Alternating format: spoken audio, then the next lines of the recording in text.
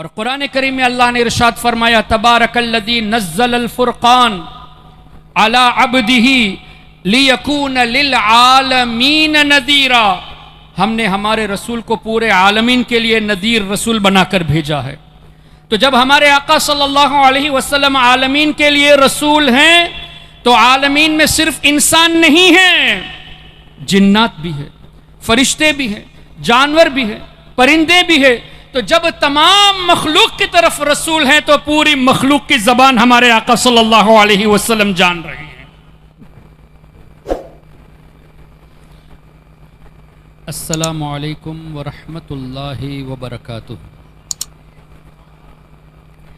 نحمدہ ونصلی ونسلم علی رسولہ الکریم، اما بعد فاعوذ باللہ من الشیطان الرجیم، بسم اللہ الرحمن الرحیم۔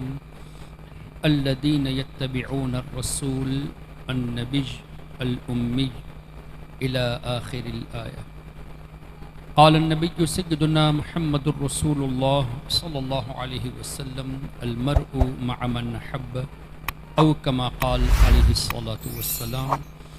غوث اعظم بمن بے سر و سامہ مدد، قبلہ دی مدد، کعبہ ایما مدد۔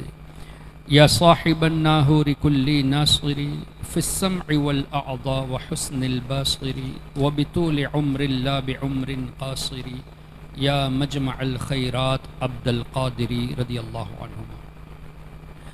معزز سادات اعظام، علماء کرام، میرے محترم بزرگوں، دوستوں، بھائیوں، الحمدللہ اللہ تبارک و تعالیٰ کا شکر و احسان کہ اللہ تعالیٰ نے مجھے آپ حضرات کے سامنے آج لب کشائی کا موقع عطا فرمایا، اور اس ضمن میں منتظمین کا مشکور ہوں، بالخصوص جناب ظفر بھائی اور ان کی پوری ٹیم کا کہ مجھے انہوں نے دعوت دی، میں حاضر ہوا۔ اللہ تعالیٰ سے دعا ہے کہ اللہ تبارک و تعالیٰ اپنے حبیب صلی اللہ علیہ وسلم کے صدقے میں مجھے حق کہنے کی توفیق عطا فرمائے۔ ہم سب کو اللہ تعالیٰ حق سن کر حق کو قبول کرنے کی اور اس پر عمل کرنے کی توفیق عطا فرمائے۔ آئیے گفتگو سے پہلے چند اشعار سرکار سیدنا غوث اعظم شیخ عبد القادر جیلانی رضی اللہ تعالیٰ عنہ کی بارگاہ میں یاد ہو تو مل کر پیش کرتے ہیں، اور اگر یاد نہ ہو تو کم سے کم تصور میں سرکار غوث پاک رضی اللہ تعالیٰ عنہ کی بارگاہ میں ہم استغاثہ کے طور پہ پیش کریں۔ اور یہ کلام سیدی اعلیٰ حضرت امام احمد رضا رحمۃ اللہ علیہ کے بھائی استاذ زمن مولانا حسن رضا خان رحمۃ اللہ علیہ کا لکھا ہوا ہے۔ اسیروں کے مشکل کشا غوث اعظم، اسیروں کے مشکل کشا غوث اعظم، فقیروں کے حاجت روا غوث اعظم، تیرے ہاتھ میں نے دیا ہے، تیرے ہاتھ میں نے دیا ہے، تیرے ہاتھ ہیں لاج یا غوث اعظم، تیرے ہاتھ ہیں لاج یا غوث اعظم۔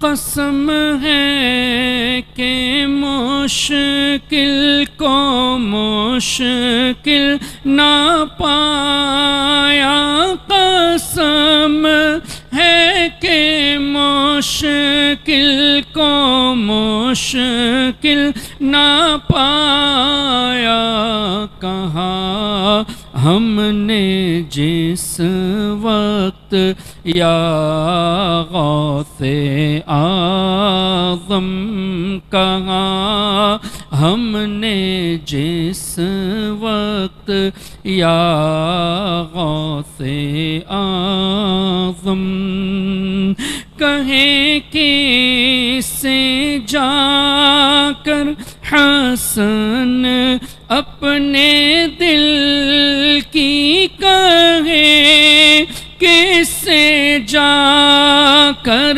حسن اپنے دل کی سنے، کون تیرے سوا غوث اعظم سنے، کون تیرے سوا غوث اعظم رضی اللہ عنہ۔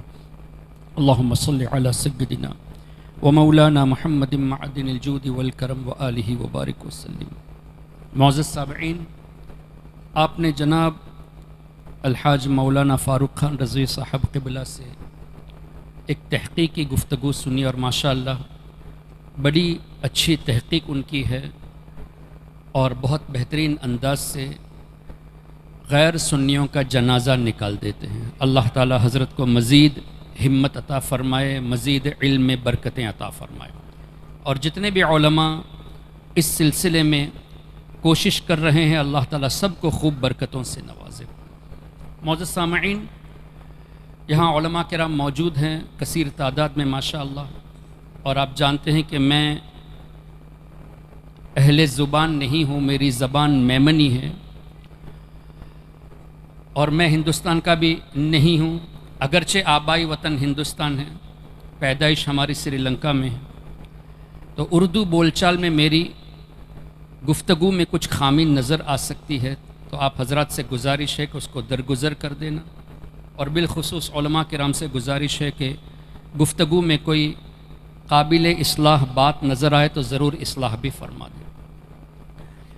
اللہ تبارک و تعالی قرآن کریم میں اپنے حبیب صلی اللہ علیہ وسلم کی شان میں ویسے تو کئی آیتوں کا آیت نازل فرمائی، جیسے انا ارسلناک شاہدا ومبشرا ونذیرا وما ارسلناک الا رحمتا للعالمین وما ارسلناک الا کافۃ للناس بشیرا ونذیرا ما كان محمد ابا احد من رجالكم ولكن رسول الله وخاتم النبيين النبي اولى بالمؤمنين من انفسهم لقد جاءكم رسول من انفسكم عزيز عليه ما عنتم حريص عليكم بالمؤمنين رؤوف رحيم۔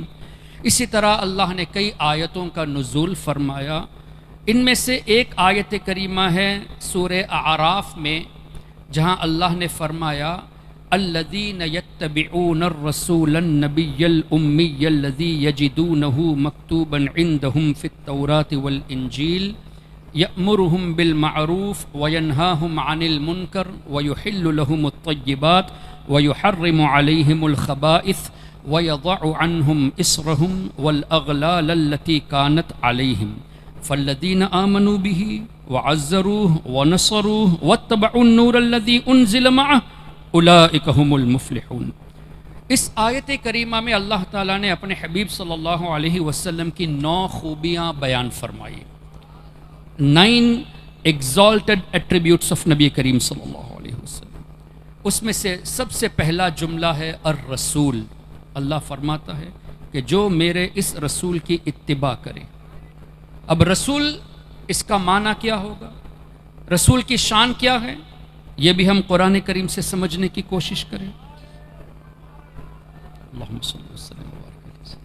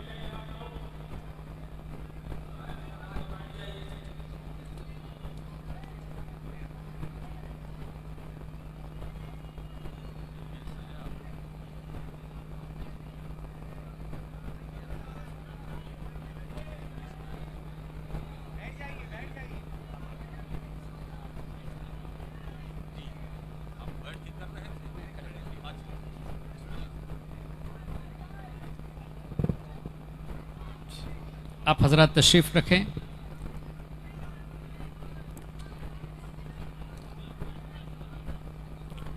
اللہم صلی علی سیدنا و مولانا محمد معدن الجود والکرم وعلی آلہ وصحبہ وبارک وسلم۔ تو میں یہ عرض کر رہا تھا کہ رسول کی شان قرآن کریم سے سمجھنے کی کوشش کرتے۔ اللہ تبارک و تعالی نے ارشاد فرمایا وما ارسلنا من رسول الا بلسان قومه۔ آیت کریمہ کا مفہوم کہ ہم نے جس رسول کو جس قوم کی طرف بھیجا اس قوم کی زبان عطا کر کے بھیجا ہے، یعنی جو رسول جس قوم کی طرف تشریف لے آئے اس قوم کی زبان رسول کو اللہ تبارک و تعالی نے سکھایا ہے۔ دلیل وما ارسلنا من رسول الا بلسان قومه۔ ہمارے آقا صلی اللہ تعالی علیہ وسلم خود ارشاد فرماتے ہیں کان النبی یبعث الی قومه خاصہ وبعثت الی الناس عامہ۔ دیگر انبیاء کرام علیہم الصلاۃ والتسلیم مخصوص قوموں کی طرف بھیجے گئے اور میں تمام لوگوں کی طرف رسول بنا کر بھیجا گیا۔ پھر مزید اللہ تعالیٰ نے ارشاد فرمایا وما ارسلناک الا کافۃ للناس بشیرا ونذیرا۔ اے حبیب ہم نے آپ کو تمام انسانوں کے لیے رسول بنا کر بھیجا۔ تب انسانوں کے درمیان جتنی زبانیں بولی جاتی ہے ان سب زبان کا علم اللہ نے ہمارے آقا صلی اللہ علیہ وسلم کو عطا فرمایا۔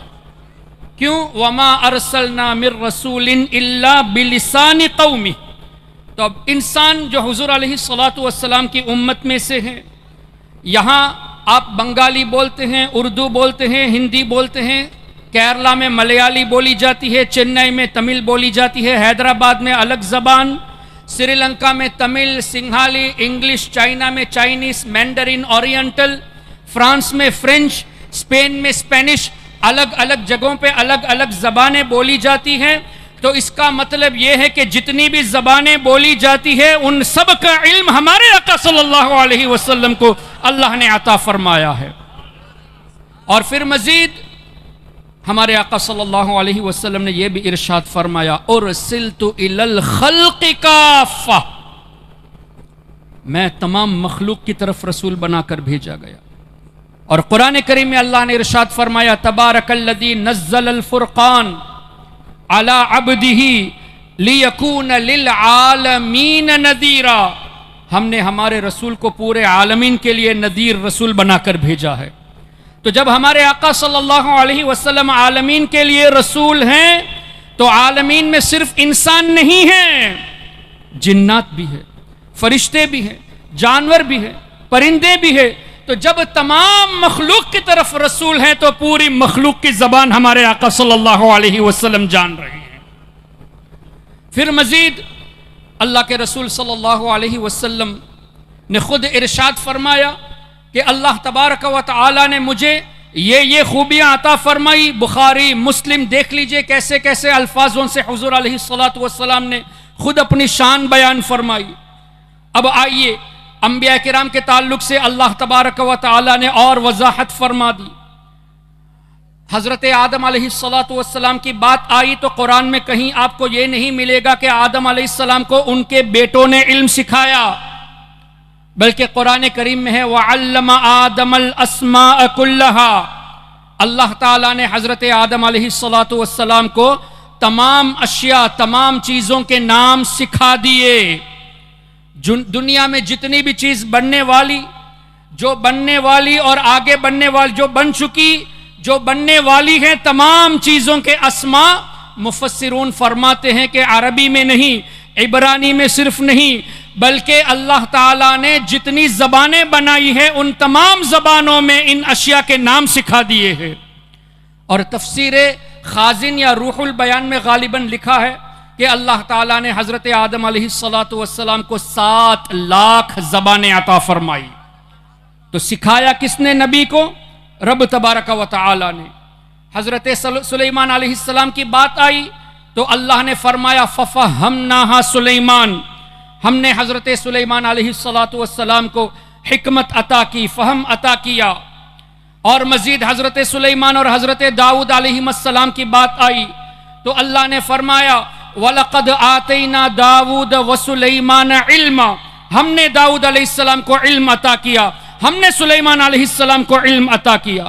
حضرت خضر علیہ السلام کی بات آئی وَعَلَّمْنَاهُ مِن لَّدُنَّا عِلْمًا، ہم نے ہماری طرف سے خضر علیہ السلام کو علم عطا کیا۔ تمام نبیوں کی جب بات آتی ہے تو کہیں آپ کو یہ نہیں ملے گا کہ نبی اپنے امت سے سیکھے ہیں، بلکہ اللہ تبارک و تعالی حضور علیہ السلام اور ان کے صدقے میں تمام انبیاء کو سکھانے والا ہے۔ پھر مزید اللہ تبارک و تعالی نے ارشاد فرمایا وَعُلِّمْنَا مَنْطِقَ الطَّيْرِ، سلیمان علیہ السلام کو، داؤد علیہ السلام کو اللہ نے یہ خوبیاں بھی عطا فرمائی کہ پرندوں کی زبان اللہ نے انہیں سکھایا، یہاں تک کہ سورہ ہود میں غالباً وَمَا مِن دَابَّةٍ فِي الْأَرْضِ إِلَّا عَلَى اللَّهِ رِزْقُهَا، 12ویں پارے کی پہلی آیت، اللہ تعالیٰ ارشاد فرماتا ہے جس کا مفہوم یہ کہ جتنے بھی جاندار زمین میں ہیں ان سب کی روزی کا ذمہ اللہ نے اپنے ذمہ کرم میں لے لیا، سب کو اللہ روزی عطا فرماتا ہے۔ اس آیت کریمہ کی تفسیر اٹھا کر دیکھ لیجئے، مفسرون فرماتے ہیں کہ ایک مرتبہ سیدنا نبی موسیٰ علیہ السلام نے ایک خوبصورت پتھر کو دیکھا، اللہ تعالیٰ کا ارشاد ہوا اپنے عصا مبارک سے پتھر کو ماریے، انہوں نے پتھر پہ مارا، کریک ہو گیا، 2 ٹکڑے ہو گئے، اس کے اندر ایک پتھر موجود تھا۔ پھر اللہ کا حکم ہوا اس پتھر پہ بھی عصا مارا جائے، انہوں نے مارا، وہ بھی کریک ہوا، اس کے اندر ایک اور پتھر، اب کتنے پتھر ہوئے؟ ایک پتھر کے اندر دوسرا پتھر، اس کے اندر تیسرا پتھر، اس کو بھی مارا گیا، وہ بھی کریک ہوا، اس کے اندر ایک کیڑا موجود تھا اور کیڑے کے منہ میں روزی بھی تھی۔ پتھر کے اندر پتھر، اس کے اندر پتھر، اس کے اندر کیڑا، اور کیڑے کو اللہ نے روزی بھی عطا فرمائی، سبحان اللہ۔ اور حضرت موسیٰ علیہ السلام فرماتے ہیں کہ اس کیڑے نے اس طرح کہا سبحان من یرانی، پاک ہے وہ ذات جو مجھے دیکھ رہا ہے، وَيَسْمَعُ کلامی، جو میرے کلام کو سن رہا ہے، جو مجھے روزی عطا فرماتا ہے۔ حدیث پاک کا مفہوم کیا پتا چلا؟ کیڑے کی زبان حضرت موسیٰ علیہ السلام جان رہے ہیں اور سمجھ بھی رہے ہیں۔ اسی طرح نبی پاک صلی اللہ علیہ وسلم ایک موقع پہ ایک صحابی کے ساتھ تشریف لے گئے تھے، کہیں ایک نابینا پرندے کو دیکھا، اپنی زبان میں کچھ بول رہا تھا۔ اللہ کے رسول صلی اللہ علیہ وسلم نے اپنے صحابی سے اس طرح پوچھا کہ تم جانتے ہو یہ پرندہ کیا کہہ رہا ہے؟ صحابہ کرام کی عادت کریمہ، حضور علیہ السلام جب کچھ سوال فرماتے تو وہ اس طرح جواب دیتے واللہ اعلم ورسولہ اعلم، اللہ بہتر جانے، اللہ کی عطا سے اس کے رسول بہتر جانے۔ بخاری شریف میں بھی آپ کو یہ الفاظ مل جائیں گے واللہ اعلم ورسولہ اعلم۔ حضور علیہ السلام نے اس طرح ارشاد فرمایا کہ یہ پرندہ کہہ رہا ہے کہ اے اللہ تو نے مجھے نابینا بنایا ہے، اے اللہ مجھے بھوک لگی ہے، روزی کا انتظام فرما دے۔ تھوڑی دیر نہ ہوئی ایک کیڑا اس پرندے کے منہ کے قریب آیا، اس نے اس کو کھا لیا۔ پھر حضور علیہ السلام نے پوچھا یہ پرندہ کچھ کہہ رہا ہے، کیا کہہ رہا تھا؟ اگین صحابی رسول نے اس طرح فرمایا اللہ بہتر جانے اور اللہ کی عطا سے اس کا رسول بہتر جانے۔ حضور علیہ السلام نے فرمایا کہ یہ پرندہ اللہ کا شکر ادا کر رہا ہے۔ اس طرح کے مفہوم والی احادیث کیا پتہ چلا؟ ہمارے آقا صلی اللہ علیہ وسلم پرندے کی زبان کو بھی جانتے ہیں۔ اب جب پوری کائنات کے لیے رسول ہے تو کائنات میں جتنی مخلوق ہے سب کی زبان اللہ تبارک و تعالی نے اپنے حبیب صلی اللہ علیہ وسلم کو سکھا دیا، اور اتنا سکھا دیا کہ اللہ تعالیٰ نے ارشاد فرمایا الرحمن علم القرآن خلق الانسان علمہ البیان۔ علماء کرام موجود ہے، علمہ البیان کی تفاسیر اٹھا کر دیکھ لیجئے، چاہے تفسیر طبری ہو، چاہے تفسیر بیضاوی ہو، چاہے تفسیر نصفی ہو، چاہے تفسیر بغوی، چاہے تفسیر خازن ہو، تمام تفاسیر کا نچوڑ دیکھ لیجئے۔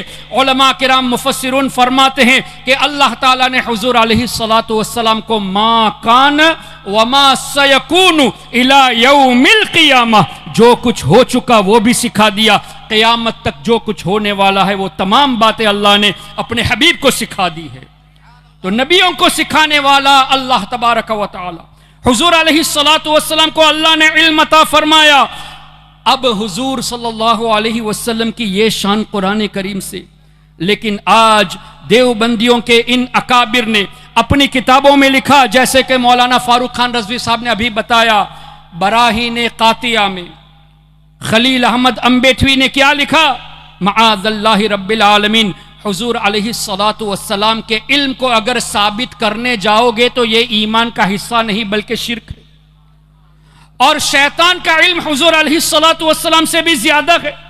مجھے بتائیے، ہمارے آقا صلی اللہ علیہ وسلم کے بارے میں آیتیں موجود ہے، وَعَلَّمَكَ مَا لَمْ تَكُنْ تَعْلَمْ، اے حبیب ہم نے آپ کو وہ تمام چیزیں سکھا دی جو آپ نہیں جانتے تھے۔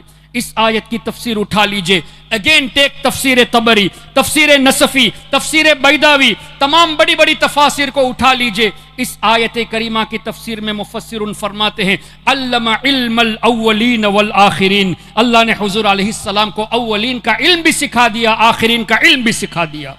اور آگے مفسرون فرماتے ہیں کہ اللہ نے حضور علیہ الصلاۃ والسلام کو منافقین کے مکر کو بھی بتا دیا کہ منافقین ایسے ایسے مکر کرتے ہیں۔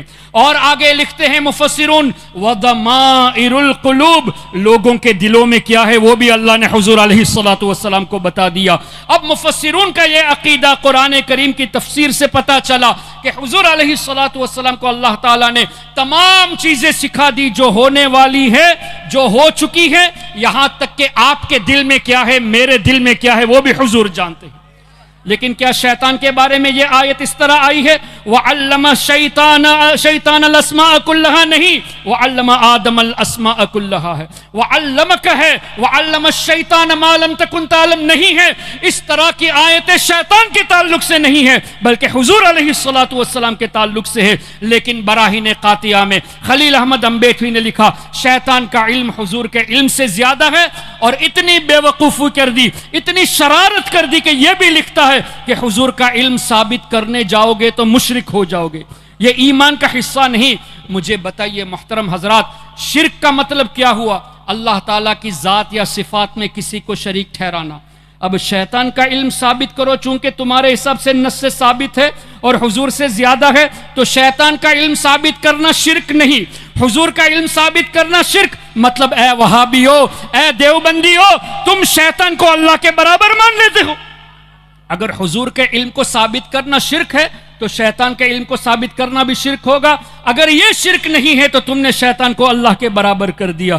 یہ ہے ان کی جہالت، اور یہ آج بھی ان کی کتابوں سے چھپ رہی ہے۔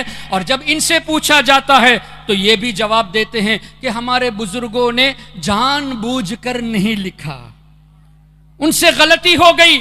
اگر تم اس بات کو مانتے ہو کہ انہوں نے جان بوجھ کر نہیں لکھا تو آج وہ کتابیں چھاپ کیوں رہے ہو؟ اس کتاب کا چھاپنا بند کر دو۔ اچھا، پھر تم کہتے ہو کہ حضور علیہ الصلاۃ والسلام کو علم غیب نہیں ہے۔ تمہارے پاس یہ غیب کا علم کہاں سے آ گیا کہ براہین قاطعہ لکھنے والے قاسم نانوتوی کی نیت یہ نہیں تھی؟ یہ تمہیں کیسے پتا چل گیا؟ تم تو حضور کے علم کا انکار کرتے ہو اور یہ بھی کہتے ہو کہ ان کا ارادہ ایسا نہیں تھا۔ اس کا مطلب یہ ہے کہ یہ صرف جسٹیفائی کرتے ہیں اور لوگوں کو گمراہ کرنے کی کوشش کرتے ہیں۔ اسی طرح اللہ کے رسول صلی اللہ تعالی علیہ وسلم کے بارے میں اللہ تعالیٰ نے ارشاد فرمایا، بہت واضح آیت سورہ توبہ کے آخر میں، لَقَدْ جَاءَكُمْ رَسُولٌ مِّنْ أَنفُسِكُمْ عَزِيزٌ عَلَيْهِ مَا عَنِتُّمْ حَرِيصٌ عَلَيْكُمْ بِالْمُؤْمِنِينَ کیا ہے؟ رؤوف الرحیم، بالمؤمنین رؤوف الرحیم۔ نص قرآن، رب فرماتا ہے مومنین کے لیے میرا رسول رؤوف بھی ہے، رحیم بھی ہے، مومن کے لیے مہربان ہے۔ اب مجھے بتائیے، الحمدللہ ہم سب مومن ہیں کہ نہیں؟ اللہ اور اس کے رسول پر ایمان لائے تو ہم بھی مسلمان۔ جب ہم مسلمان ہیں تو الحمدللہ آج بھی ہمارے آقا اللہ کی عطا سے ہم پر مہربان ہے، آج بھی رؤوف ہیں، آج بھی رحیم ہیں۔ اے دیوبندیو، تم اس بات کو نہیں مانتے، ہم تم سے جھگڑا ہی کیوں کرے؟ قرآن میں اللہ نے بالمؤمنین رؤوف الرحیم فرمایا، مومنین کے لیے مہربان ہے۔ اگر اپنے کو مومن مانتے ہو تو حضور کو آج بھی رحمت مانو، اور اگر حضور کو آج رؤوف و رحیم نہیں مانتے تو تمہارا problem. You do not consider yourself to be believers، تم اپنے کو مومن نہیں مانتے، یہ تمہارا پرابلم ہے۔ اور اسی طرح رب نے فرمایا، النبی اولا بالمؤمنین من انفسہم، میرا نبی مومنین کی اپنی جانوں سے زیادہ قریب ہے۔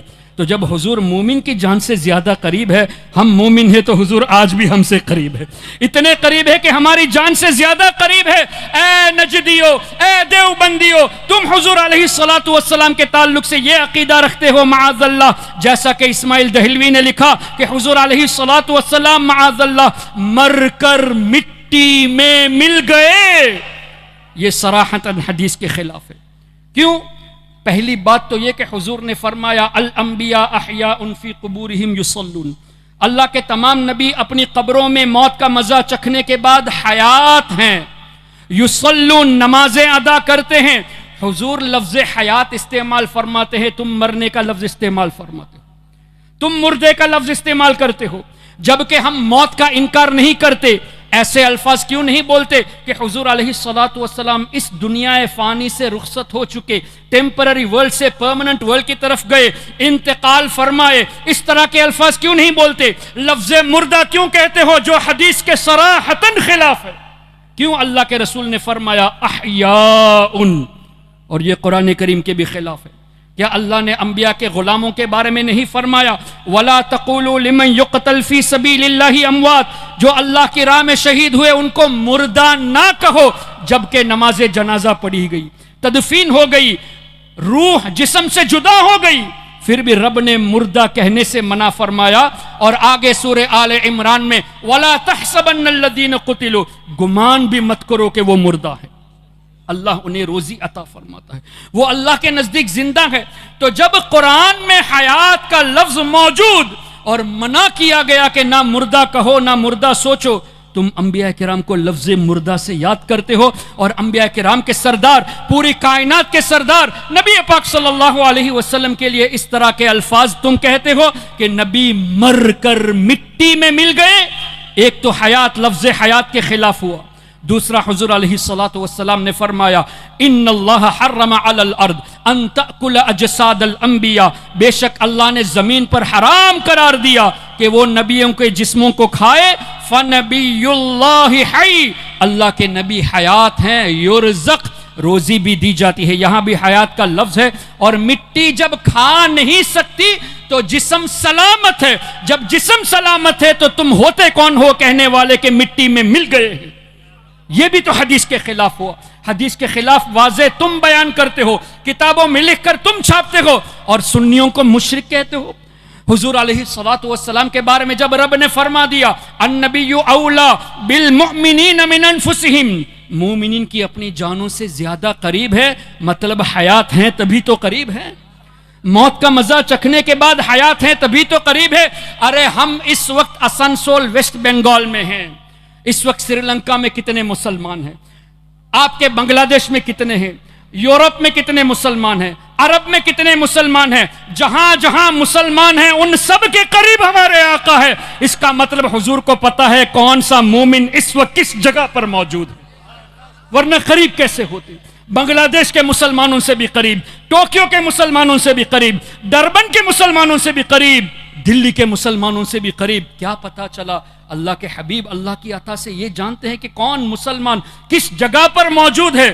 یہ بھی تفسیر سے ثابت کیا جا سکتا ہے۔ اللہ نے ارشاد فرمایا انا ارسلناک شاہدا، اے حبیب ہم نے آپ کو گواہ بنا کر بھیجا، لیکن اعلیٰ حضرت پر قربان جائے۔ اعلیٰ حضرت نے اس کا ترجمہ فرمایا اے میرے نبی ہم نے آپ کو حاضر و ناظر بنا کر بھیجا، جبکہ شاہدن کا معنی ان جنرل گواہ ہے، لیکن اعلیٰ حضرت فرماتے ہیں کہ اللہ نے فرمایا ہم نے آپ کو حاضر و ناظر بنا کر بھیجا۔ اور الحمدللہ ہم نے جب ایسی آیتوں کو دیکھا جو بظاہر ایسا لگتا ہے کہ ڈائریکٹ ٹرانسلیشن نہیں ہے، پھر تفسیر اٹھا کر دیکھتے ہیں تو بات وہی، نچوڑ وہی جو اعلیٰ حضرت نے فرمایا۔ مفسرون فرماتے ہیں شاہدن کی تفسیر میں انہو شاہد فی الدنیا باحوال الآخرہ، حضور علیہ الصلوۃ دنیاوی زندگی میں ہیں لیکن آخرت کے احوال کے گواہ ہیں، یہاں تک کہ جنت کے بھی گواہ ہے، جہنم کے بھی گواہ ہے۔ اور آگے مفسرون فرماتے ہیں وَأَنَّهُ شَاهِدٌ فِي الْآخِرَةِ بِأَحْوَالِ الدُّنْيَا، حضور علیہ الصلوۃ آخرت میں دنیا کے گواہ ہیں، صرف اتنے پہ مفسرون نے بس نہیں فرمایا، فرماتے ہیں کہ کون ایمان لایا ہے اس کے بھی گواہ ہے، کون گنہگار ہے اس کے بھی حضور گواہ ہے۔ تو جب حضور علیہ الصلوۃ والسلام ہمارے ایمان کے گواہ ہے، مشرکین کے شرک سے واقف ہے، کفار کے کفر سے بھی واقف ہے، منافقین کے نفاق سے بھی واقف ہے، حاضر و ناظر اسی کو تو کہتے ہیں کہ حضور علیہ الصلوۃ والسلام موت کا مزہ چکھنے کے بعد اپنے روضے انور میں اپنے مبارک جسم کے ساتھ حیات ہیں، جہاں ان کی مرضی وہاں تشریف لے جاتے ہیں اور پورے کائنات کے احوال سے باخبر ہیں۔ یہ تفسیر کی روشنی میں ہے، اور اسی کا ترجمہ تو سیدی اعلیٰ حضرت نے حاضر و ناظر فرمایا، اور وَعَلَّمَكَ مَا لَمْ تَكُنْ تَعْلَمْ کا ترجمہ اعلیٰ حضرت نے کیا فرمایا، عَلَّمَهُ الْبَيَانَ کا ترجمہ کیا فرمایا، دیگر تراجم اٹھا کر دیکھ لیجئے۔ عَلَّمَهُ الْبَيَانَ کا ترجمہ کیا کہ اللہ نے حضور کو بیان سکھایا۔ اب بیان کا مطلب کیا ہے؟ ترجموں میں یہ بھی لکھا ہے کہ اللہ تعالیٰ نے حضور علیہ الصلوۃ والسلام کو ایلوکوینس سکھایا، یعنی فصاحت سکھائی، لیکن بیان کا صحیح معنی کیا بتایا جائے؟ اعلیٰ حضرت نے اس کا ترجمہ فرمایا علمہ البیان، کہ اللہ نے آپ کو ما کان وما یکون کا علم سکھایا، اور یہی بات تفسیر میں موجود ہے، ما کان وما سیکون الی یوم القیامہ۔ ایک تفسیر میں نہیں، کئی تفاسیر میں یہ الفاظ موجود ہے۔ تو امام اہل سنت، مجدد دین و ملت، اعلیٰ حضرت پروانہ شمع رسالت امام شاہ احمد رضا خاں رحمۃ اللہ علیہ کا ترجمہ قرآن اور حدیث کی روشنی میں۔ بات چونکہ دیوبندیت کی چل رہی تھی، آپ اٹھا کر دیکھ لیجئے اشرف علی تھانوی کا ترجمہ، اس لیے نہیں کہ ان کو فالو کرنا ہے، نہیں، تحقیق کرنا چاہے تو اشرف علی تھانوی کا ترجمہ، ابو الاعلیٰ مودودی کا ترجمہ، اسی طرح دوسرے دیوبندی نجدیوں کے ترجمہ اٹھا کر دیکھ لیجئے۔ قرآن کریم کی آیت، اللہ نے فرمایا لئن اشرکت لیحبطن عملک، ظاہری ترجمہ ان لوگوں نے کر دیا کہ اے نبی اگر آپ شرک کریں گے تو اللہ آپ کے اعمال برباد کر دے گا۔ لئن اشرکت لیحبطن عملک، اگر آپ شرک کریں گے تو آپ کے تمام اعمال برباد کیے جائیں گے۔ یہ نجدیوں نے ترجمہ کیا، دیوبندیوں نے ترجمہ کیا، لیکن اعلیٰ حضرت امام اہل سنت نے ترجمہ فرمایا اے سننے والے، اے میرے نبی کے ذریعے اس بات کو سننے والے، اے سننے والے، تم اگر شرک کرو گے تو تمہارے اعمال برباد کیے جائیں گے۔ حضور سے خطاب نہیں، بظاہر خطاب حضور سے، لیکن پیغام امت کو۔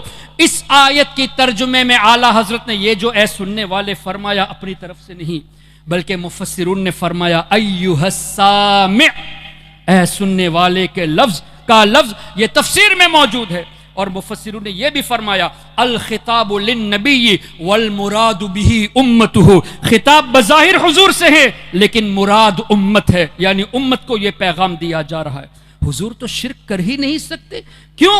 وہ تو شرک کو مٹانے تشریف لائے۔ کیا ہمارے آقا صلی اللہ علیہ وسلم نے اس طرح ارشاد نہیں فرمایا بخاری شریف میں، انا محمد، میں محمد ہوں جس کی سب سے زیادہ تعریف کی جائے، وَأَنَا احمد، میں احمد جو اللہ کی سب سے زیادہ تعریف کرنے والا، اَنَا الْمَاحِي الَّذِي يَمْحُ اللَّهُ بِيَ الْكُفْرِ، میں مٹانے والا ہوں، اللہ میرے ذریعے کفر کو مٹاتا ہے۔ تو جب حضور کے ذریعے کفر مٹ جاتا ہے، کیا حضور شرک کر سکتے ہیں؟ اللہ اکبر۔ تو ان دیوبندیوں نے ایسی شرارتیں کی۔ ایک اور شرارت ان دیوبندیوں نے کی ہے، قرآن کریم میں سورہ بقرہ میں غالباً 121 نمبر آیت اور 140 یا 42 میں بھی دو جگہ پہ اس طرح کے الفاظ، وَلَئِنِ اتَّبَعْتَ أَهْوَاءَهُم مِّن بَعْدِ مَا جَاءَكَ مِنَ الْعِلْمِ مَا لَكَ مِنَ اللَّهِ مِن وَلِيٍّ وَلَا نَصِيرٍ، جس کا مفہوم یہ کہ اے نبی جو یہ ترجمہ کرتے ہیں، اگر آپ یہودیوں کی اور نصرانیوں کی پیروی کریں گے تو اللہ آپ کی مدد نہیں فرمائے گا۔ اے نبی اگر آپ یہودی اور نصرانی کی پیروی کرو گے اللہ آپ کی مدد نہیں کرے گا۔ اس آیت کی تفسیر اٹھا کر دیکھ لیجئے، یہاں بھی مفسرون نے یہی فرمایا الخطاب للنبی والمراد به امته، یہ حضور کے ذریعے امت کو پیغام دیا جا رہا ہے کہ اے میری امت کے لوگوں، تم اگر ان کی پیروی کرو گے تو اللہ کی مدد نہیں ملے گی۔ حضور پر تو اللہ کی مدد ہے ہی، واللہ یعصمک من الناس، اللہ نے خود فرمایا کہ ہم آپ کی حفاظت کریں گے لوگوں سے۔ تو حضور علیہ الصلوۃ والسلام کیسے یہودیوں کی اور نصرانیوں کی پیروی کر سکتے ہیں؟ اعلیٰ حضرت نے اس آیت کے ترجمے میں انہی مفسرون کے اقوال کو پیش نظر رکھتے ہوئے فرمایا اے سننے والے اگر تم یہودی اور نصرانیوں کی پیروی کرو گے تو اللہ تعالیٰ تمہارا حامی نہیں ہوگا، تمہیں مدد نہیں ملے گی۔ اس طرح ان نجدیوں نے، ان دیوبندیوں نے ہمارے آقا صلی اللہ علیہ وسلم کے تعلق سے ایسی باتیں کر دی، اللہ اکبر، جو صراحتاً قرآن کریم کے بھی خلاف ہے اور احادیث طیبہ کے بھی خلاف ہے۔ اسی طرح تقویت الایمان اٹھا کر دیکھ لیجئے، اسماعیل دہلوی نے کہا کہ جو یہ عقیدہ رکھے کہ اللہ تعالیٰ نے حضور علیہ الصلاۃ کو اختیار دیا ہے وہ بدتر ہے، وہ کافر ہے، اس طرح کے الفاظ لکھے گئے ہیں۔ اور ابن عبد الوہاب نجدی نے کتاب التوحید میں لکھا کہ اگر کوئی یہ عقیدہ رکھے کہ حضور کو اللہ تعالیٰ کی عطا سے اختیار دیا گیا تو وہ ابو جہل سے بدتر کافر ہے یا ابو جہل کی طرح کافر ہے۔ اب مجھے بتائیے، اللہ نے قرآن کریم میں ارشاد فرمایا، جو آیت کریمہ میں نے پڑھی اس کا اگلا حصہ وَيُحِلُّ لَهُمُ الطَّيِّبَاتِ وَيُحَرِّمُ عَلَيْهِمُ الْخَبَائِثِ، اللہ نے فرمایا میرے حبیب کی یہ شان کہ پاک چیزوں کو حلال کرتے ہیں، ناپاک چیزوں کو حرام کرتے ہیں۔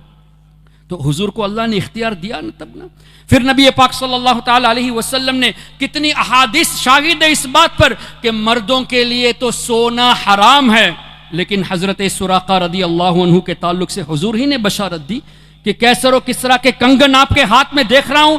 جب کیسر و کسریٰ حضرت فاروق اعظم کے زمانے میں فتح ہوا، مسلمانوں نے فتح حاصل کی، تو کیا ہوا؟ ایک تو یہ کہ فاروق اعظم کے دور میں جو واقعہ ہونے والا ہے ایڈوانس میں حضور علیہ السلام اس کی خبر دے رہے ہیں کہ اے سراقہ تمہارے ہاتھ میں کیسر و کسریٰ کے کنگن دیکھ رہا ہوں۔ واقعات میں آتا ہے کہ ایک مرتبہ حضرت سراقہ رضی اللہ تعالیٰ عنہ بیمار ہوئے، ان کے گھر والے سمجھے کہ اس بیماری میں شاید یہ انتقال کر جائے۔ حضرت سراقہ رضی اللہ عنہ نے اس طرح فرمایا، کیا سمجھتے ہو کہ مجھے موت آ جائے گی؟ ہرگز موت نہیں آئے گی، کیونکہ میرے آقا نے فرمایا کہ میرے ہاتھ میں کیسر و کسریٰ کے کنگن دیکھے ہیں، تو جب تک وہ ہاتھ میں نہیں پہنوں گا تب تک موت مجھے نہیں آئے گی۔ یہ تھا عقیدہ صحابہ کرام رضوان اللہ علیہم اجمعین کا۔ پھر فاروق اعظم کے دور میں یہ پریکٹیکلی بھی ثابت ہو گیا تھا۔ اسی طرح قرآن کریم میں اللہ تعالیٰ نے واضح ارشاد فرما دیا، کسی چیز کی گواہی میں 2 مرد یا 1 مرد اور 2 عورتیں، لیکن نبی پاک صلی اللہ علیہ وسلم نے کیا حضرت خزیمہ رضی اللہ تعالیٰ عنہ کی 1 گواہی 2 مردوں کے برابر نہیں فرما دی؟ یہ اختیار نہیں تو کیا ہے؟ یہ تو احادیث سے ثابت ہے، قرآن سے ثابت ہے۔ اس کے باوجود بھی ابن عبد الوہاب نجدی نے لکھا کہ اگر کوئی یہ عقیدہ رکھے کہ اللہ کی عطا سے حضور علیہ السلام اختیار رکھتے ہیں تو ابو جہل جیسا کافر ہے، معاذ اللہ رب العالمین۔ قرآن اور حدیث کا دعویٰ کرنے والے قرآن اور حدیث کے خلاف آپ کے نوجوانوں کے ذہنوں میں باتیں ڈال کر آپ کے نوجوانوں کے عقائد کو خراب کرتے ہیں، گمراہیت کی طرف لے جاتے ہیں اور رفتہ رفتہ کفر کی طرف لے جاتے ہیں۔ اسی طرح جب اللہ نے ارشاد فرما دیا انا ارسلنا شاہدہ، کیا اللہ تعالیٰ اپنے اس وعدے میں سچا نہیں ہے کہ اے حبیب ہم نے آپ کو شاہد بنا کر بھیجا؟ جب اللہ نے فرما دیا اے حبیب ہم نے آپ کو عالمین کے لیے رحمت بنا کر بھیجا، تو کیا اللہ تعالیٰ سچ نہیں بولتا؟ اللہ نے فرما دیا اے حبیب صلی اللہ علیہ وسلم ہم نے آپ کو یہ خوبی عطا کی، یہ خوبی عطا کی، انا اعطیناک الکوثر ورفعنا لک ذکرک ولسوف یعطیک ربک فترضی۔ یہ سب بشارتیں جو اللہ نے دی، حضور کی شان جو بیان فرمائی، کیا یہ سچ نہیں ہے؟ لیکن کیا ہے، دیوبندیوں نے اپنی کتاب میں جیسے فتاوی رشیدیہ میں رشید احمد گنگوہی نے کہا کہ اللہ تعالیٰ یہ صرف نہیں کہ جھوٹ بولنے پر قادر بلکہ وعدہ خلافی پر بھی اللہ تعالیٰ قدرت رکھتا ہے، وعدے خلف وعید پر بھی اللہ تعالیٰ قادر ہے، یعنی وعدے کے خلاف بھی اللہ تعالیٰ کر سکتا ہے۔ جب اس پر ہنگامہ ہوا تو خلیل احمد امبیٹوی نے براہین قاطعہ میں اس کو جسٹیفائی کر کے جھوٹ بولا۔ کیا جھوٹ بولا؟ کہ یہ کذب کا جو مسئلہ ہے، اللہ تعالیٰ کے تعلق سے جھوٹ بولنے کا مسئلہ ہے، یہ کوئی جدید نیا مسئلہ نہیں ہے۔ اکابر علماء میں اس پر اختلاف تھا، متقدمین میں اختلاف تھا، لیکن کسی ایک متقدمین میں سے کسی کا نام پیش نہیں کیا۔ ہم جب کہتے ہیں کہ ہمارے بزرگوں نے لکھا ہے تو ڈنکے کی چوٹ پر کہتے ہیں کہ شیخ محقق شاہ عبدالحق محدث دہلوی نے مدارج النبوت میں لکھا، امام جلال الدین سیوطی شافعی نے الجامع الصغیر میں لکھا ہے، امام تقی الدین سبکی نے شفاء السقام میں لکھا ہے۔ ہم ریفرنس کے ساتھ بولتے ہیں کہ ہمارے بزرگوں نے ایسی باتیں کہی ہیں، اور تم کہتے ہو کہ بزرگوں میں اختلاف تھا، کسی ایک عالم کا نام تو بتا دو۔ کیا امام اعظم نے یہ کہا کہ اللہ تعالیٰ جھوٹ بولنے پر قادر ہے کہ تم کہتے ہو کہ بزرگوں میں اس پر اختلاف تھا؟ کیا امام شافعی نے یہ کہا؟ کیا امام مالک نے کہا؟ کیا امام احمد نے کہا؟ کیا غوث اعظم سرکار بغداد نے کہا؟ کیا خواجہ خواجگاہ نے؟ کیا حضرت مخدوم سمنا نے کہا؟ کسی بزرگ نے نہیں کہا۔ تو اس کا مطلب کیا ہوا؟ جھوٹ بول کر عوام کو دھوکہ دیتے ہیں۔ اور ان کی ایک اور مکاری، چونکہ حضرت قبلہ موجود ہے میں زیادہ وقت لینا نہیں چاہتا، ان کی ایک اور مکاری آج آپ کے سامنے نہیں ہے تو کل آئے گی۔ اگر ہے تو اور ذہن کو مضبوط بنا لے، نہیں تو ابھی سے تیار ہو جائے۔ جو عربی جاننے والے علماء ہیں جن کو دیوبندیوں کی حقیقت نہیں معلوم، ان علماء کے سامنے خلیل احمد امبیٹوی نے اشرف علی تھانوی کے مرنے کے بعد، قاسم نانوتوی کے مرنے کے بعد، رشید احمد گنگوہی کے مرنے کے بعد یہ خلیل احمد امبیٹوی حرمین شریفین پہنچا۔ اور وہ دور تھا کہ ان چاروں پر جو کفر کا فتویٰ دیا گیا تھا، اکابرین دیوبند پر جن علماء نے کفر کا فتویٰ دیا تھا، ان تمام علماء دنیا سے پردہ کر چکے تھے۔ تو بعد والے علماء کے پاس خلیل احمد امبیٹوی گیا اور کہا کہ آپ کے بڑے علماء نے ہم پر کفر کا فتویٰ دیا ہے، جبکہ ہمارے عقائد تو وہی ہے جو آپ کے ہیں۔ المہند نام کی کتاب لکھی، اور المہند میں یہ لکھتے ہیں کہ ہم اس چیز کو مانتے ہیں، میلاد کو ہم مانتے ہیں، نیاز کو مانتے ہیں، فاتحہ کو مانتے ہیں، ہمارا عقیدہ یہ ہے، وسیلہ کو ہم مانتے ہیں۔ تو بعد والے علماء نے اب یہ کہا کہ اگر تمہارے عقائد یہ ہے تو کفر کا فتویٰ پھر نہیں ہے۔ اب عرب علماء کے سامنے ان لوگوں نے مکاری کی، وہاں یہ کتابیں دکھائی، ہندوستان، پاکستان، بنگلہ دیش میں ابھی بھی وہ پرانی کتابیں چھاپ بھی رہے ہیں۔ یہ منافقت نہیں تو اور کیا ہے؟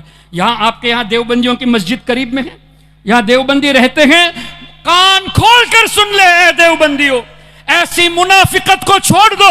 کسی کے سامنے اپنے دفاع کے لیے مہند پیش کرتے ہو اور یہاں کے لوگوں کو گمراہ کرنے کے لیے براہین قاطیہ، حفظ الایمان، فتاوی رشیدیہ اور دیگر کتابیں چھاپ کر لوگوں کو گمراہ کرتے ہو۔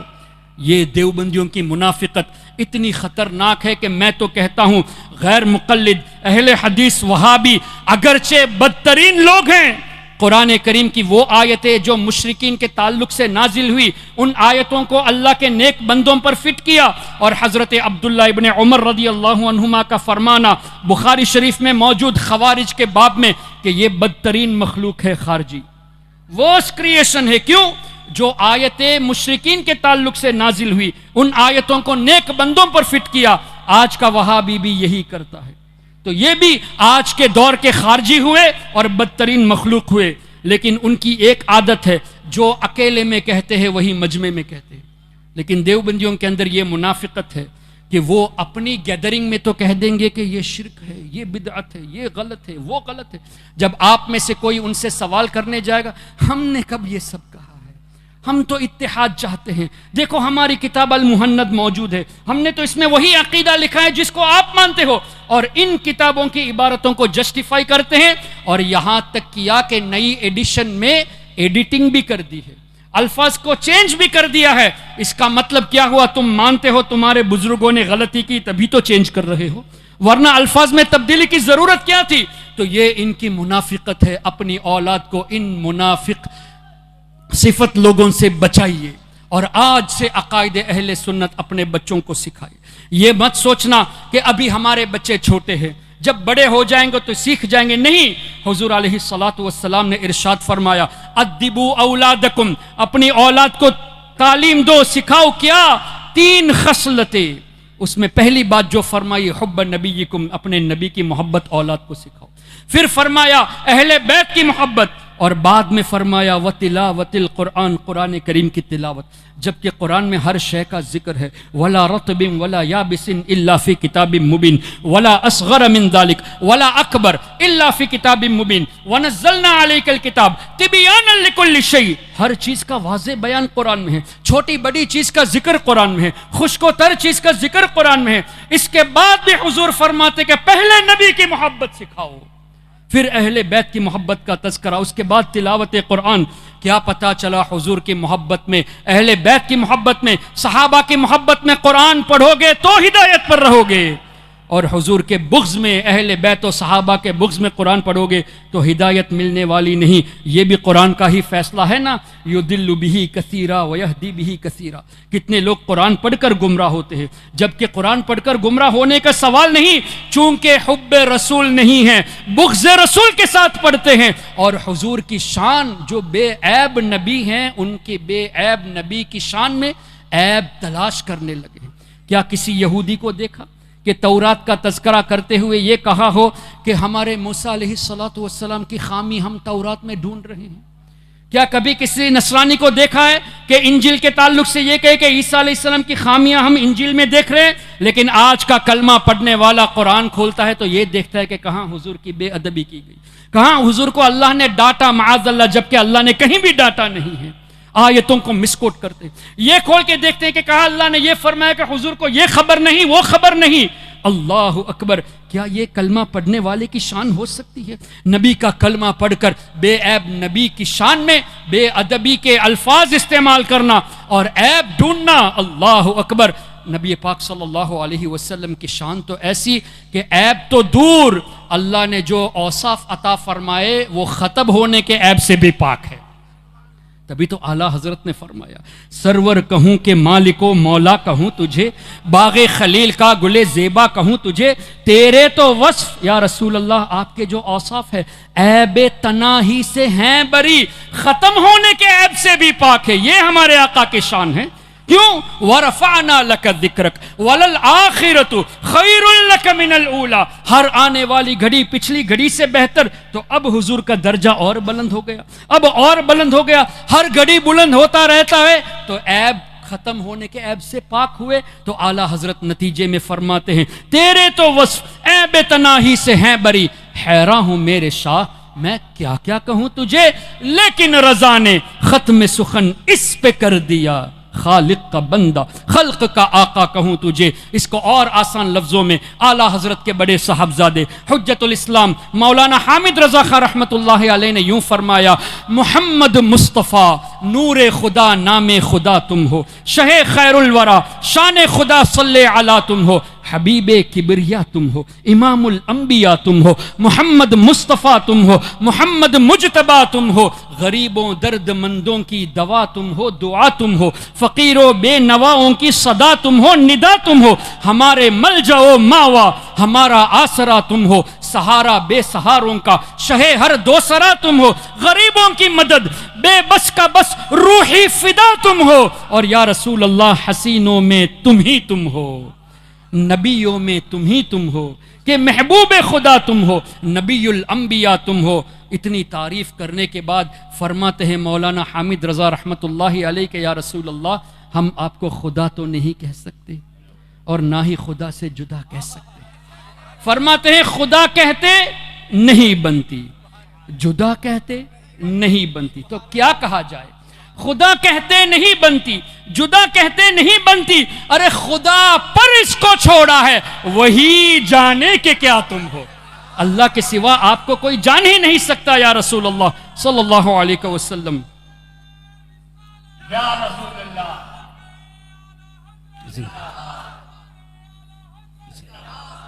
تو اس طرح اللہ کے رسول صلی اللہ علیہ وسلم کی شان قرآن اور حدیث کی روشنی میں بیان کی گئی ہے، اور ہمارا مقصد بھی یہی ہے کہ نبی پاک صلی اللہ علیہ وسلم کے تعلق سے جو قرآن اور حدیث کو اپنی طرف سے تراجم پیش کر کے مسکوٹ کر کے جو آپ کے ایمان کو لوٹتے ہیں، ان سے بچانے کی کوشش ہمارے اکابرین کی ہے اور ہمارے علماء ہمارے مفکرین کی ہے۔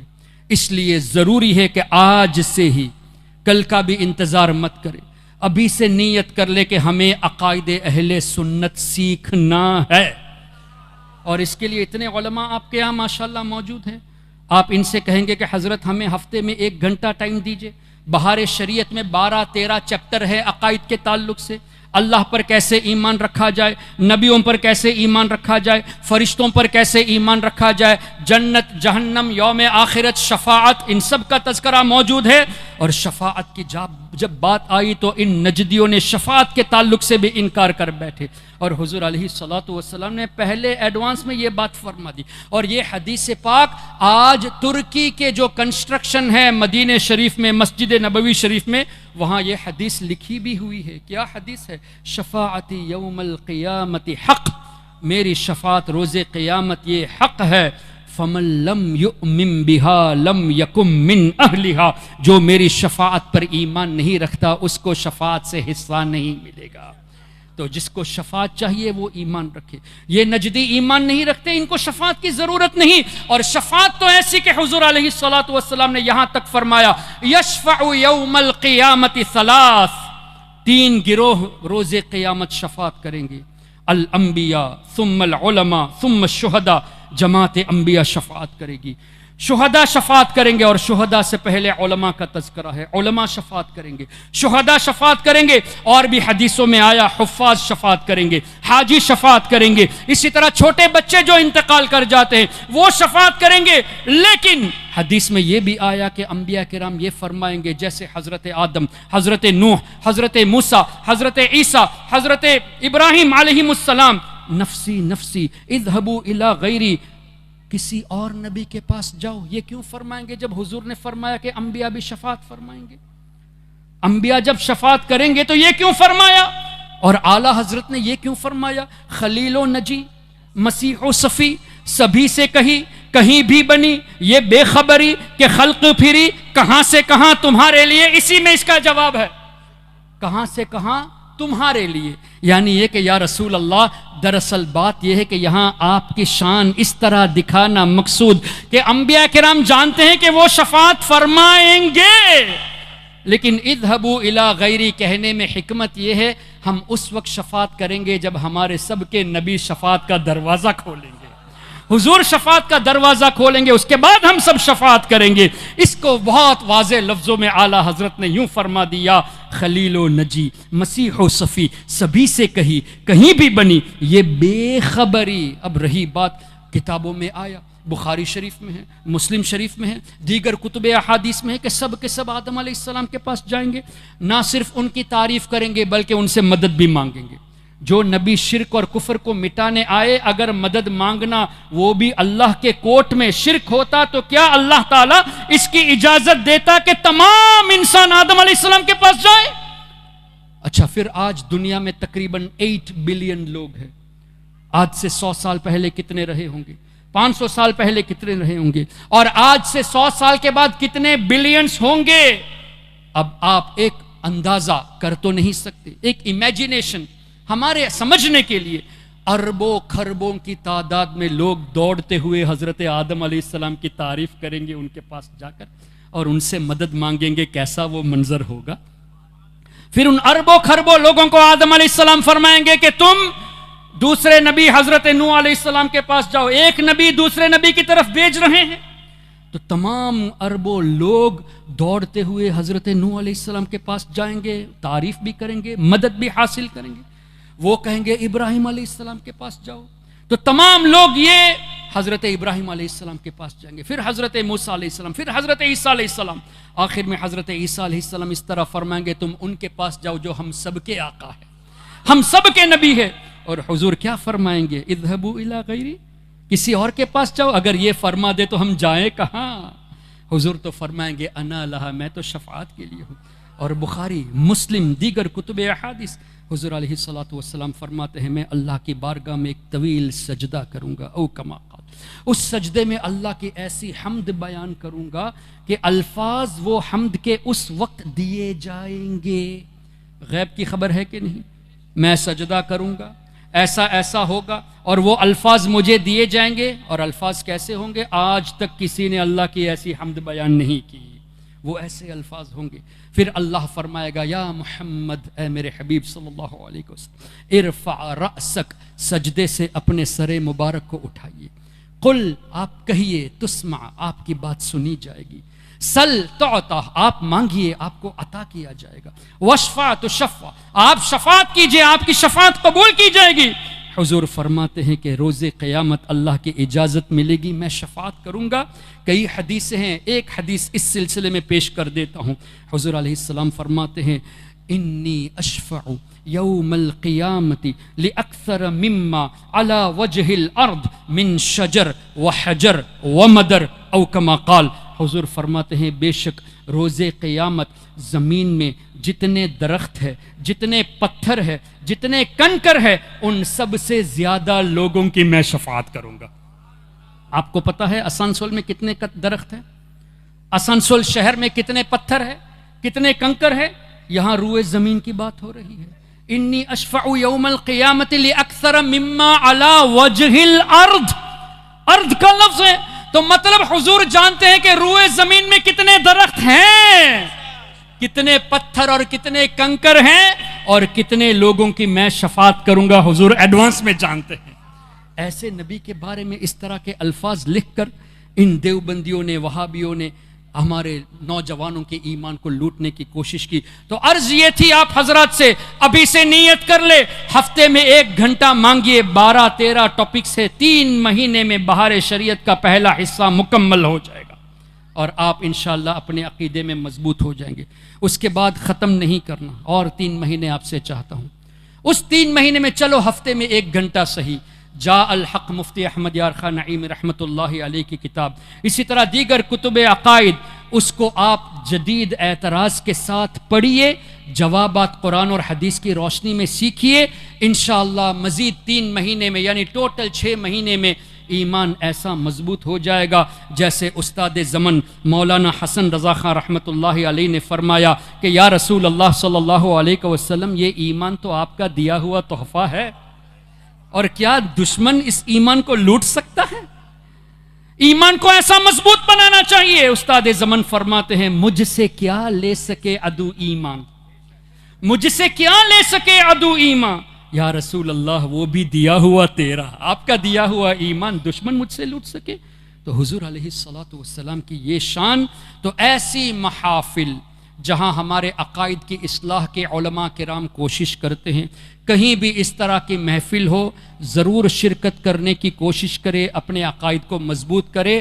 اور مجھے بڑا افسوس ہوا اس بات کو سن کر کہ کچھ لوگ پتہ نہیں کس وجہ سے ایسی محفل جہاں رد وہابیت، رد نجدیت، رد دیوبندیت ہو رہی ہے اور مشن بھی وہی ہے، ایسی محفل کو بائیکاٹ کرنے کا جو اعلان کرتے ہیں، ان کا یہ سن کر شرم آتی ہے، افسوس ہوتا ہے کہ کیسے یہ لوگ ہیں، اپنے آپ کو سنی بھی کہلاتے ہیں، اور حضور علیہ الصلوۃ والسلام کی گستاخی کر کے توبہ نہ کرنے والوں کے رد میں کیے جانے والی تقاریر کو بائیکاٹ کرنے کی بھی لوگوں کو دعوت دیتے ہیں کہ بائیکاٹ کیا جائے۔ بہت غلط بات ہے۔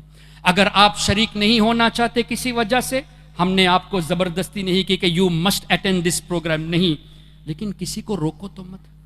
آپ نے روکا ہے تو کس کو روکا ہے؟ ان نوجوانوں کو روکا ہے جو یہاں آ کر اپنے ایمان کو مضبوط کرنے کی کوشش کر سکتے تھے۔ الحمدللہ الحمدللہ، لیکن یہ جو حضور کوشش کی گئی، چاہے کوئی بھی ہو، میں سب کو نہیں جانتا، یہ جو کچھ ہوا یہ غلط ہوا۔ کیوں؟ ارے بھائی کسی نے میرے پیر کی برائی کر دی، میں اس کے خلاف لڑتا ہوں، اور یہاں ان لوگوں نے حضور علیہ الصلوۃ والسلام کی گستاخی کی، توبہ بھی نہیں کیے، ان کے خلاف کیوں نہیں بولتے؟ کیا آپ کے یہاں دیوبندیوں کا اجتماع نہیں ہوتا؟ کیا کبھی علماء نے ایسی میٹنگ کی کہ سب مل کر دیوبندیوں کو بائیکاٹ کیا جائے؟ کیا وہابیوں کے پروگرام نہیں ہوتے؟ کیا شیعوں کے پروگرام نہیں ہوتے؟ آپ علماء کہاں تھے اس وقت؟ اس وقت کیوں میٹنگ نہیں بلائی؟ اور مل کر کیوں پورے آسنسول شہر سے وہابیت کا جنازہ نہیں نکالا؟ صرف سنیوں کے خلاف کیوں؟ اس بات سے باز آنا چاہیے۔ کسی کو برا لگے تو 2 روٹی زیادہ کھا لے، جو بات حقیقت ہے وہ حقیقت ہے۔ میرے پیر کی کوئی برائی کرتا ہے اس نے غلط کیا، لیکن میرے رسول کی جو برائی کرتا ہے اس سے کوئی کسی قسم کی اصلاح نہیں ہے۔ اللہ تعالیٰ ایمان و عقیدے کی حفاظت فرمائے۔ سبحانک اللہم و بحمدک اشہد ان لا الہ الا انت استغفرک و اتوب الیک۔ السلام علیکم ورحمۃ اللہ وبرکاتہ۔